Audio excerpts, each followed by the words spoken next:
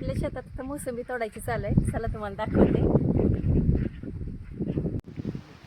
हा जो आपल्या शेतातील मोसंबीचा व्हिडिओ आपण बघतोय ना, तर हा जुना व्हिडिओ आहे. म्हणजे आता लास्ट टाइम जेव्हा शेवटचा तोडा झाला होता मोसंबीचा त्यावेळी घेतलेला व्हिडिओ होता. पण मला काही शेअर करायला झालं नव्हतं. म्हटलं ठीक आहे आता शेअर करावा.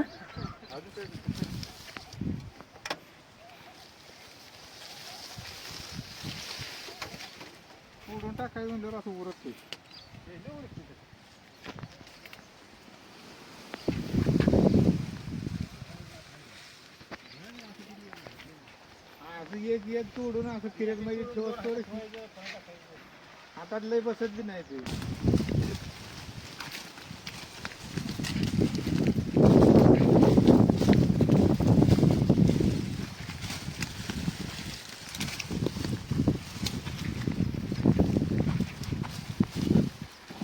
आता तसं बघायला गेले तर आपल्या मोसंबीची बरेचसे तोडे झाले होते आणि हा शेवटचा तोडा होता.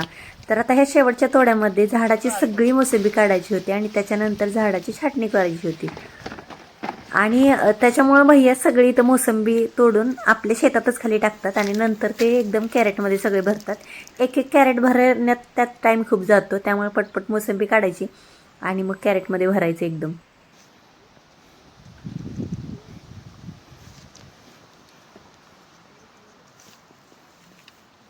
आता मोसंबीच्या झाडांना मोसंबी एवढ्या लागल्या होत्या की फांद्या पण खाली वाकत होत्या.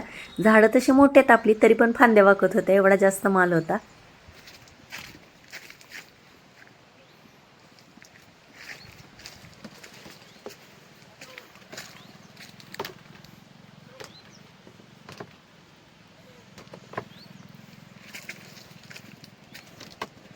आता इथं पुढं लेबर सोबत भैयांची मोसंबी तोडायची चालू होती आणि आरवला सुट्टी असल्यामुळे तो महाग अशी मोसंबी भरून देत होता कॅरेटमध्ये. आणि एवढ्या लहान वयातच मुलांना म्हणजे शेतीच्या कष्टाची जाणीव राहते किंवा पैसे आपल्याला असे सहजासहजी येत नाहीत, तर ह्याची पण जाणीव राहते. आरव हा नेहमीच म्हणजे ह्या दोघांमध्ये आरव कळत त्यामुळं तो नेहमीच मदत करतो कामामध्ये. आता इथं काही मोसंबीची झाडं खूप मोठी आहेत, खालून मोसंबी काढता येत नाही तर झाडावर चढून अशी काढायला लागते मोसंबी.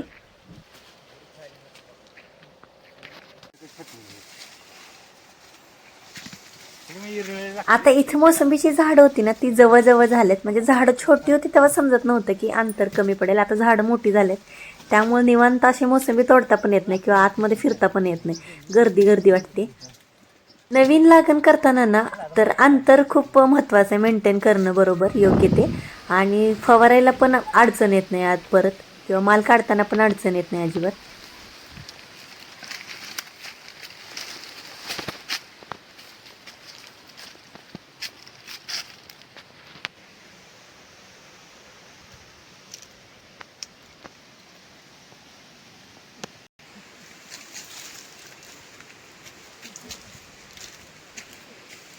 हे बघा आता इथे एवढा सगळा माल तोडत गेलेत पुढं पुढं आणि एकदम तोडायचं आणि नंतर एकदम भरायचं असं चालू होतं ह्यांचं.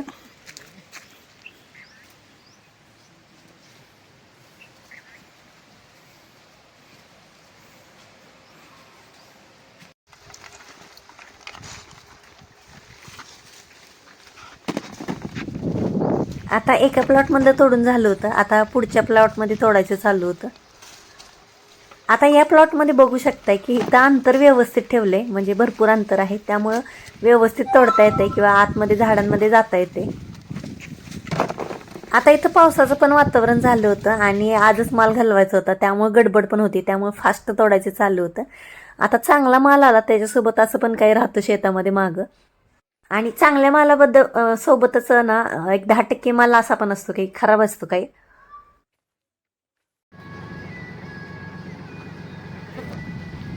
आणि वातावरण तर एवढं पावसाचं झालं होतं की कधी पण पाऊस येईल आणि आपल्याला माल पण घालवायचा होता, त्यामुळे जरा खूपच गडबड होती. आता इथे माल पूर्ण कॅरेट भरले होते ट्रॅक्टरमध्ये आणि इथं रस्ता थोडा व्यवस्थित नसल्यामुळे असं साईडने पकडायला लागतं चांगल्या रोडपर्यंत जाईपर्यंत.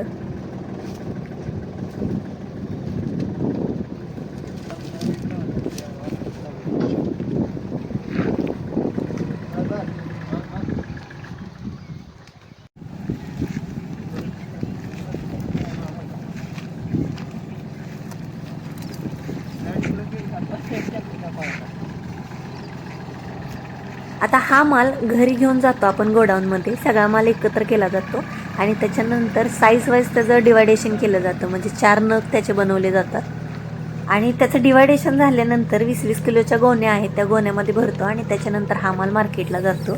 आता हे काम तर झालं शेतातनं आणायचं, आता ती फिल्टर लावायचं म्हणजे ते डिवाइड करायचं काम चालू होईल.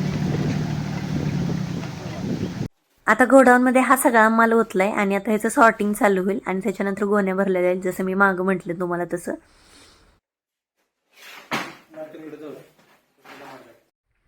कसा वाटला व्हिडिओ ते मला कमेंटमध्ये नक्की सांगा. व्हिडिओ आवडला तर लाईक, शेअर आणि सबस्क्राईब करा. बाय.